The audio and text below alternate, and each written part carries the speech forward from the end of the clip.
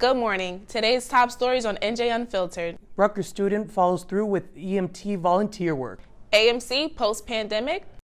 Little business on the rise, little sips. And traveling through a pandemic with COVID and CAICOS. I'm your host, Alexander Hererra. And I'm Juanita Sellers.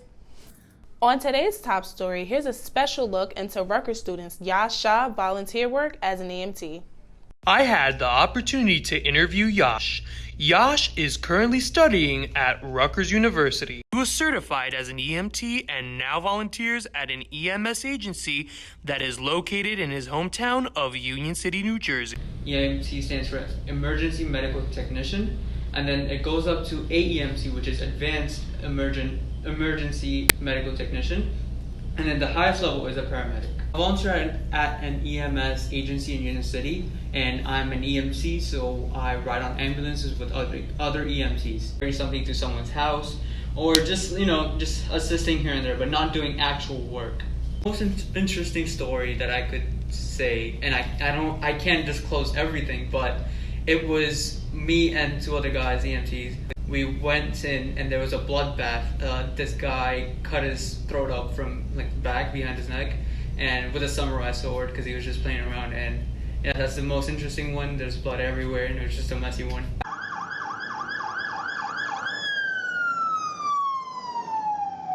During these challenging times, we want to wish Yash and all frontline workers the best of luck for all their efforts during this pandemic.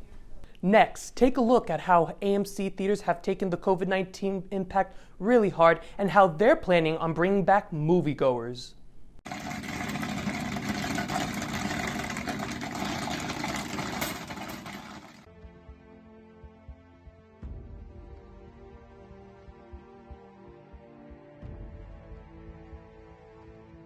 So movie theaters have changed since COVID, so now we have 6 feet distance, stickers on the floor in the concession box office.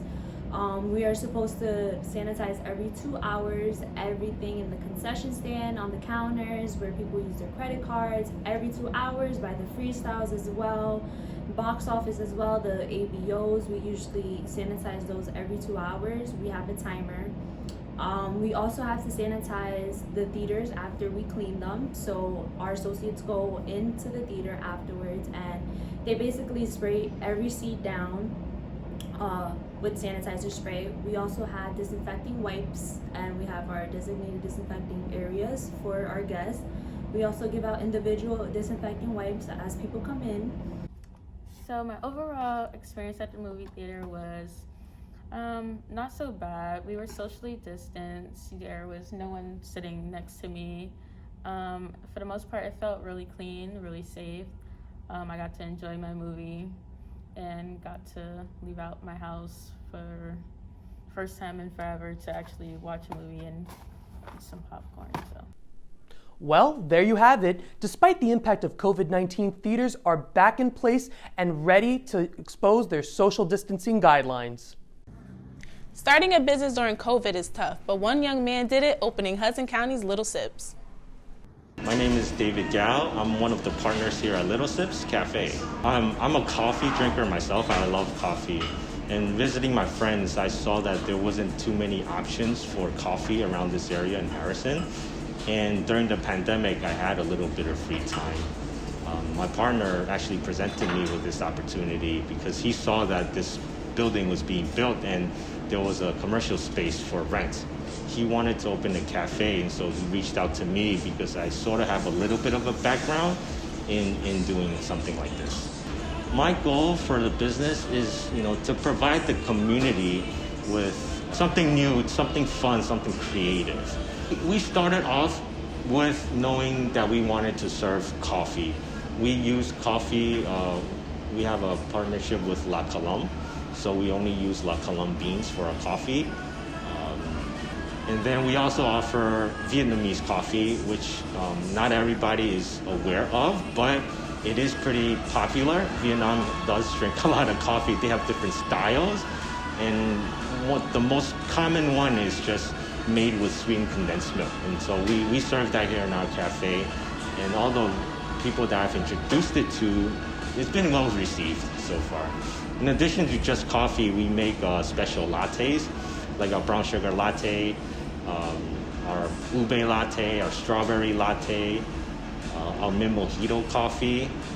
And then we have our refresher series, which are carbonated drinks with different syrups and different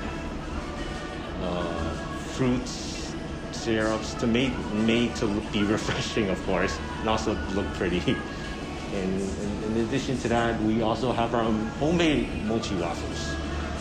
Best advice I could give is just to, obviously be cautious, but find a good team, and you just have to enjoy your little moments, right? As COVID has showed us, you don't really know when it's your time, so just take some time for yourself and enjoy what you do have. In St. Peter's news, Kiara Suero has an update on commencement. As commencement approaches upcoming graduates around the state of New Jersey, seniors here at St. Peter's University are just figuring out the fate of their own commencement and if they will walk across the stage in some kind of way. Within the following weeks, so much information has been enclosed to our seniors via their school email. We will now speak to senior Liliana Santos to learn more about her experience regarding commencement. With the commencement updates, I feel like they definitely could have been explained way more, where they could have gave us all the details in one shot, when in reality what they did was they sent out an email like, this is our idea for commencement, but we'll let you know further on.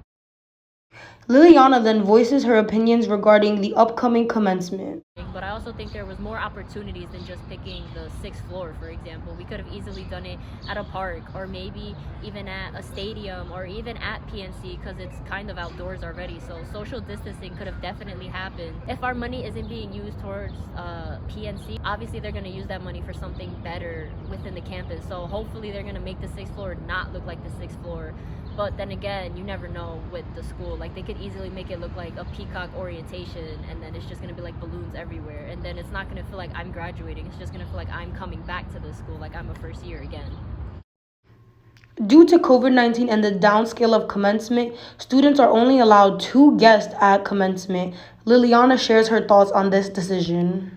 And obviously I want as much people that helped me throughout my 4 years to be here, and it's unfortunate that I can only sum it down to 2 people. Obviously I want everybody there, but I can't because it can only be brought down to 2 people. So it's kind of like, in a way, pick your favorites. At the end of the day, it's still me achieving my 4 years as a St. Peter's student. I'm just happy to actually have a graduation, because some students last year didn't get one at all. With commencement scheduled for June for both the class of 2020 and 2021, we will keep you guys up to date with further information as it is enclosed to us. Now, back to the studio. Travel to the Caribbean has taken a big hit because of COVID. With Turks and Caicos being the leading destination for tourism, their economy is still struggling to recover. Reporter Alex Hall has more on the story. Hi, I'm Alexandria Hall. And here in the Turks and Caicos Islands, we've seen our fair share of what COVID-19 can do to an economy, especially the hospitality and the tourism sector. I got the chance to sit down with a few locals to get their input on how COVID-19 has affected their businesses. Turks and Caicos is known as the leading destination in the Caribbean for tourists across the world, most primarily Florida, New York, Canada, and Europe. Unfortunately, when the COVID-19 pandemic occurred, the tourism industry has been affected tremendously. With our borders closing on the 24th of March 2020 and reopening on July 22, 2020, the tourism industry is still fighting to recover from the 5-month hiatus. Many local businesses that cater specifically to the tourists suffered a tremendous loss financially. Turks and Caicos is something of a dream.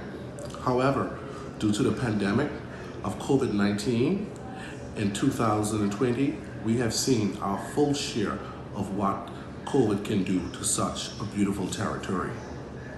Living here in the Turks and Caicos Islands, COVID-19 has affected us in so many ways, so many different ways. But we are pushing through, we're believing, we are coping with the situation because the whole world has feel trapped, and feel the pressure from the pandemic here in this nation. But of course, we're believing that we will pull through this because, like I always say, pressure produces diamonds. And so that's the standard that we're looking at. And we're believing for a better situation here for for our business, for other local business here with our cruise line, it takes about 90% of our tourist business here in these islands. Turks and Caicos, we strive off of tourism. It's actually our #1 industry and GDP income for these islands. On top of the tourism industry being affected, the hotels, villas, bars, and clubs have all been victim to the negative impact of COVID-19. Along with the decrease of tourism, taxi drivers have also been left with the struggles of less income and no tourists to take around the island. Though Turks and Caicos has seen its fair share of struggles due to COVID, the tourism and hotel industry is slowly beginning to see momentum again, with vaccinations now being available to persons across the world. Now back to the studio. With our new normal, we've all had to find ways to cope with the aftermath of COVID-19. And now with vaccinations in place, we are so hopeful of getting back to where we once were within the next year. This has been Alexander Hererra. And I'm Juanita Sellers. Thank you for tuning in to NJ Unfiltered.